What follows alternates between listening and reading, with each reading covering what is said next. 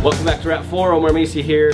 Very exciting news, Dmags are finally released. I want to talk to you about what they are, what they aren't, how to load them, and what to expect from the Dmag, and just basically we're going to run by through all of it. So we have the 14 round release at this point and the 20 round.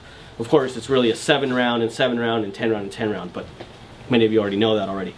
Alright, loading is very simple. You just basically take your projectiles, paintballs, top load them. Again, this will fit more than the 10 or more than the 7 in the short one, but don't load it anymore. You'll be defeating the whole purpose of this actually locking down at the bottom and not putting any pressure on the paintball. So just a little tip there. Okay, once you load your 10 paintballs, all you gotta do, give it a little tap, and that actually locks down the bottom of the follower. Okay, and so now the paintballs no longer have any pressure on them. And that's pretty much it as far as loading paintball or pretty much like reball or any other projectile. And of course this magazine, as stated before, it will not release the paintballs. You can't accidentally do any, lose them or anything until it goes into the magazine well of the corresponding marker. Of course, as of this moment, it's only the MKP2 or MKP1 models that are out. And of course there's a schedule out there showing each and every release date for the following magwells. Again, the way this works is that the magwell will have basically a activation bar that when it goes into the magwell, it will release the ball, the projectiles, paintballs, or anything else. Okay. Once again, very useful tip. If you want to lock it down, load only the 10, give it a tap, and that's it. Okay. Alright, for the first strike rounds or any shape projectiles, the 1-2-1 round, this or anything else, you can definitely load them from the top, okay? But it is a little tight because of our shutter door or paddle. So there is another method to do this.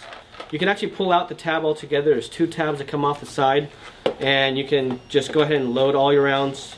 It actually kind of holds pretty well. And then once you load your rounds, just pop the tabs back in, make sure they're aligned properly, and you're ready to go. I mean, that's as simple as it is. Again, oh, okay, it was a little rough there, but anyway, you can see how once it's released, it's ready to go again, and you have no problems.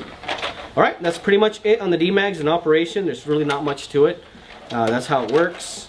We can get into later or in your user manual perhaps how to take them apart. It's just basically releasing these 2 tabs, but we'll go ahead and leave that for another time. Something else I want to mention to you. I know a lot of you are going to get these magazines and want to go out there and immediately shoot first strikes. Well, you can, but again, I've stated before that the stock Phenom bolt is not designed to do first strike rounds.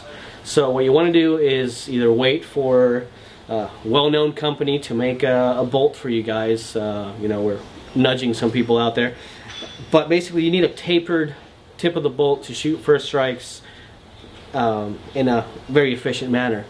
That's not saying that we can't do it. We showed a video once before doing full auto with first strikes. We've shot them, but occasionally you clip the fins and it can cause some kind of problems. So just be mindful of that. But there you go. Dmags, ready to go. Thank you very much.